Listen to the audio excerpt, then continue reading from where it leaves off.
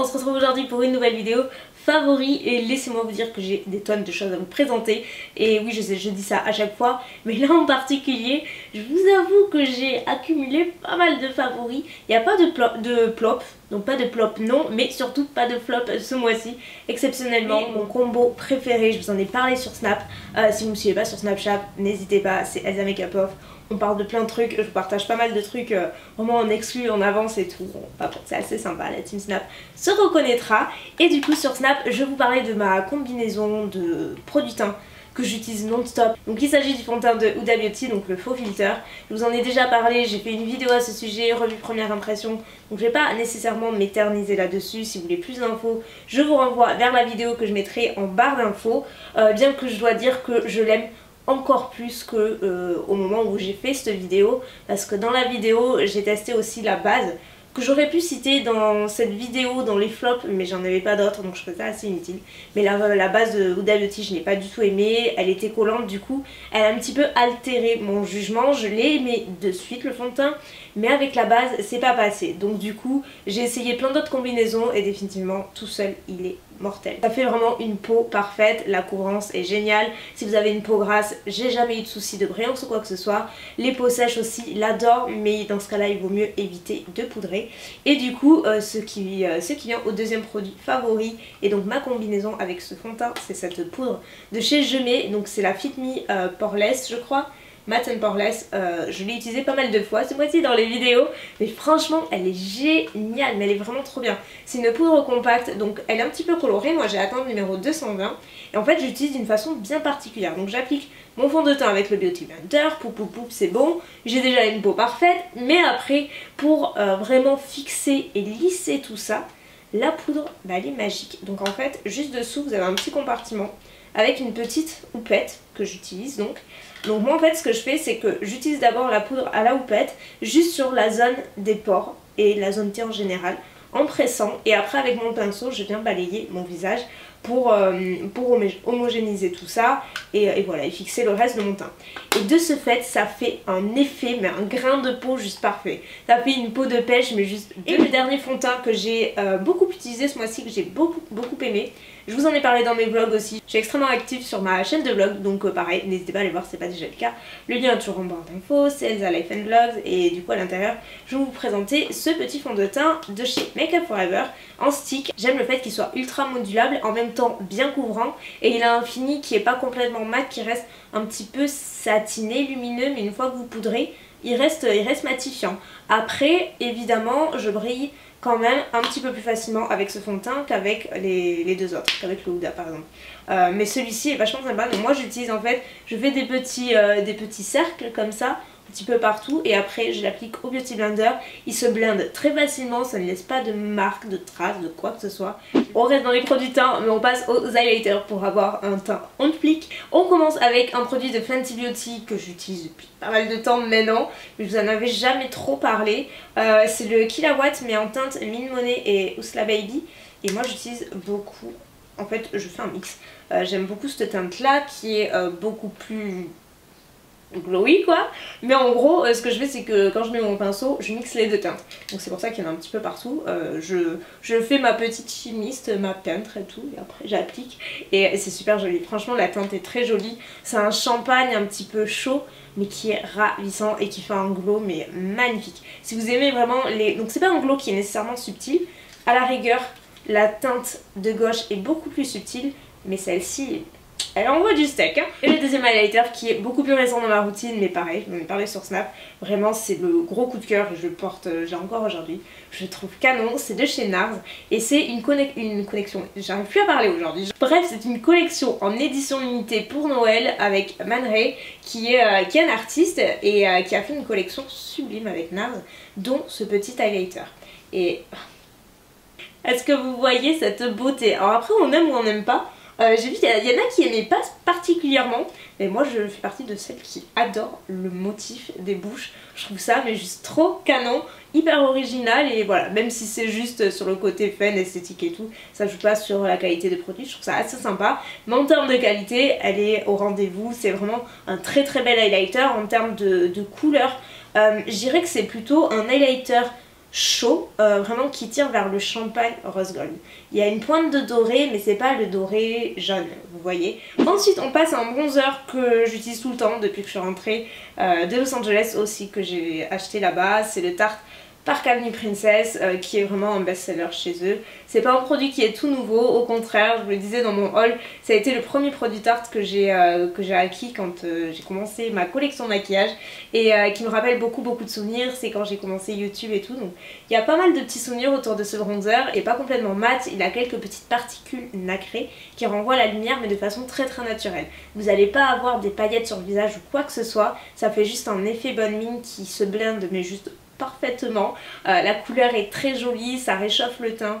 Pour les yeux, j'ai qu'un seul produit, mais pas des moindres, parce que ça a été vraiment la seule palette que j'ai utilisée ce mois-ci, enfin ces 2 derniers mois même. C'est définitivement cette palette là que j'avais enfin réussi à commander après de multiples essais, tous échoués, voilà, parce que tout le monde se jetait dessus. C'est la collaboration de Jaclyn Hill, qui est une youtubeuse américaine si vous ne la connaissez pas, qui a collaboré avec Morphe Brushes. J'ai commandé sur le site de Morphe Brushes qui livre en France. Alors par contre, je tiens à vous préciser, elle est pas très chère à l'achat quand on voit le nombre de fards. Je crois qu'elle est environ 30 $, donc franchement c'est pas cher quand on voit le nombre de fards et la qualité qui est monstrueuse. Mais elle m'a revenu quasiment 3 fois plus cher, parce que les frais de port déjà sont pas donnés du tout, sont quasiment au prix de la palette, si ce n'est peut-être plus cher. Et surtout j'ai eu des frais de douane, voilà. Donc elle m'a coûté cher celle-ci, donc je l'utilise vraiment avec parcimonie, mais m'avait plaisir parce que ça reste une palette fantastique. Déjà l'éventail de teintes est juste tout ce que j'aime. On a des fards qui sont presque foiled, donc qui sont extrêmement crémeux. Aujourd'hui je me suis maquillée avec la palette aussi, enfin voilà, c'est vraiment une très belle palette. Dernier produit make-up, c'est pour les lèvres bien entendu. Alors là j'en ai quelques-uns, je sais pas trop par lesquels commencer. J'ai commencé avec ceux-là. Pareil, une combi, une association que j'aime beaucoup, que je portais encore hier. Donc c'est d'abord un crayon à lèvres, le moins excitant mais qui fait la différence. C'est l'Iconic Nude de Charlotte Tilbury, je vous en ai déjà parlé, c'est vraiment un très beau crayon à lèvres. Et je l'associe à un rouge à lèvres MAC, et ça faisait très longtemps que je n'étais pas trop revenue au rouge à lèvres. Je suis revenue peu à peu là, et notamment chez MAC. C'est la teinte Cherish. Et c'est quasiment exactement la même teinte que l'Iconic Nude. C'est un neutre mais un petit peu marronné, il est hyper joli. Je vais vous faire un petit swatch, vous voyez, j'aime vraiment beaucoup, et c'est un fini satin. Ensuite, je peux pas m'empêcher de le mentionner, mais non vraiment, honnêtement j'étais beaucoup portée, j'en ai encore un aujourd'hui, enfin j'ai tourné beaucoup autour de ces deux là, et c'est aussi une de mes petites fiertés puisque bah, vous le savez, voilà, je vais pas m'éterniser, mais c'est mes rouges à lèvres liquides à effet mat qui sont sortis ce mois-ci, donc c'est les tout premiers.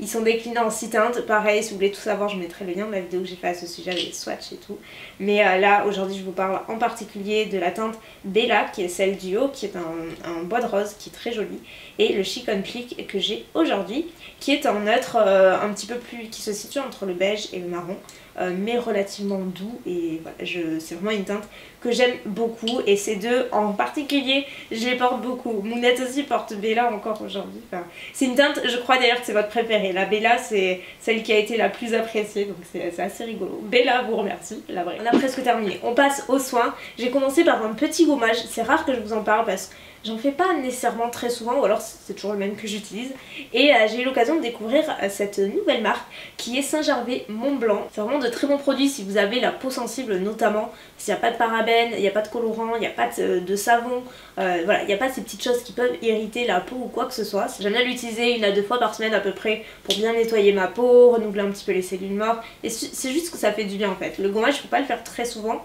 mais il faut pas l'oublier non plus, et là celui-ci il est vraiment bien. Ce produit qui arrive, je vous avais promis que je vous en parlerai et ça n'a pas loupé. C'est aussi, et c'est le dernier truc que j'ai acheté à Los Angeles qui est dans cette vidéo, promis après j'arrête, mais non c'est vrai que j'ai fait de très belles découvertes là-bas en termes de beauté. C'est des produits qui sont pas donnés, qui coûtent assez cher. Du coup voilà, quand on va un petit peu dans l'inconnu, moi je regarde beaucoup de revues, surtout avant d'acheter des trucs comme ça, donc j'avais entendu beaucoup d'éloges etc. Je m'attendais à ce qu'il soit bien, mais il y a toujours la possibilité que ça ne plaise pas et que ce soit un investissement qui soit complètement raté. Et j'aurais eu les boules parce que du coup j'ai pris 2 sérums, mais ça n'a pas été le cas parce que vraiment les deux sont fantastiques. Je cite pas l'autre dans mes favoris parce qu'à choisir je préfère quand même celui de nuit qui est donc avec le capuchon rose. En fait vous tournez et vous avez l'embout juste au dessus, donc ça c'est trop pratique par contre.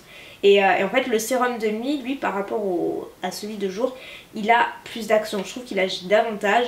Je préfère sa texture qui est une texture gel aussi, alors que celui de jour c'est une texture qui est un petit peu plus collante, très liquide et qui met un peu plus de temps à pénétrer. Donc j'adore l'utiliser, j'utiliserai jusqu'à la dernière goutte, il n'y a pas de souci, mais en termes d'utilisation je préfère celui-ci. En gros moi comment je le décris, c'est une petite bouteille magique pour votre peau. Voilà, parce que de toute façon derrière ils expliquent tout. C'est un gel en fait qui est à base de AHA et de BHA qui lutte beaucoup contre les problèmes de peau si vous avez des petits boutons, enfin voilà, des petits problèmes de peau en général. Donc là en gros derrière ils disent que ça améliore l'apparence et la texture de la peau, les rides, les ridules et autres signes du vieillissement deviennent beaucoup moins visibles, de même que l'excès de sébum et les pores. Et les derniers produits, c'est pas des produits soins ou quoi que ce soit, c'est des produits de blanchiment dentaire qui sont sortis chez Sephora et que j'ai testé tout le mois et j'adore, c'est trop bien. Alors moi ces trucs là c'est pas généralement mon truc parce que j'ai les dents sensibles et j'ai une peur mais panique du dentiste, donc du coup je fais très attention à ce que j'utilise. C'est genre toujours des produits Oral-B et après les bandes blanchissantes j'en utilise jamais. J'avais utilisé celle de Crest pendant des années mais il y a longtemps et même les sensibles c'était pas les plus agréables à utiliser franchement. En termes de résultats oui ça fonctionnait, ça faisait vraiment une action blancheur. Mais j'ai arrêté de les utiliser parce que ça me lançait trop dans les dents, c'était trop sensible. Même les plus sensibles, c'était sensible sur mes dents. Donc j'ai arrêté et j'ai jamais recommencé. C'est la marque Monsieur Blanc-Tis. Donc c'est, alors il y a deux produits. Il y a les bandes blanchissantes. Je fais pas ça tous les soirs, j'arrive pas à m'y tenir, mais genre assez régulièrement quand même. Et je n'ai pas eu une seule fois mal aux dents. On voit la différence très rapidement. Donc pas nécessairement au bout de la première utilisation, mais au bout de la troisième, quatrième, vous voyez vraiment carrément une vraie différence. Donc moi après je bois pas de café, je fume pas, donc déjà j'ai pas ce problème de taches sur les dents ou quoi que ce soit. Mais il n'empêche que un petit coup de blancheur de temps en temps, c'est plutôt sympa. Il y a aussi un dentifrice, donc qui est, alors celui-là il est très chelou, mais c'est vrai que l'association des deux fonctionne plutôt bien. Donc moi j'utilise pas matin et soir parce qu'en fait c'est un dentifrice au charbon. Et en fait vous allez pas voir mais c'est complètement noir, c'est genre noir comme le tube. Vous avez le lavabo qui est tout noir à la fin mais vous avez vos dents blanches donc voilà. Après le charbon ça a des vertus qui sont plus approuvées désormais et c'est la première fois que j'utilise un dentifrice au charbon et vous savez, enfin vous voyez, je l'ai bien utilisé. Ouais, j'utilise que le matin, le soir j'utilise mon Oral-B classique mais le matin j'utilise celui-ci, voilà, je sais pas. Ne me demandez pas pourquoi, je préfère faire comme ça et en tout cas le combo marche très bien, moi à mon avis, juste en utilisant les bandes ça fonctionne aussi très bien. J'ai pas de livre ou de série à vous présenter parce que c'est toujours les mêmes, voilà, j'ai pas eu de coup de cœur en particulier, mais je pense qu'on est déjà bien assez occupé avec la partie beauté aujourd'hui. Moi je vous retrouve le mois prochain pour une autre vidéo favori, ce sera sûrement les favoris de l'année d'ailleurs, il va y avoir beaucoup de choses, préparez-vous, et puis moi je vous fais de très gros bisous et je vous dis à très bientôt, bye.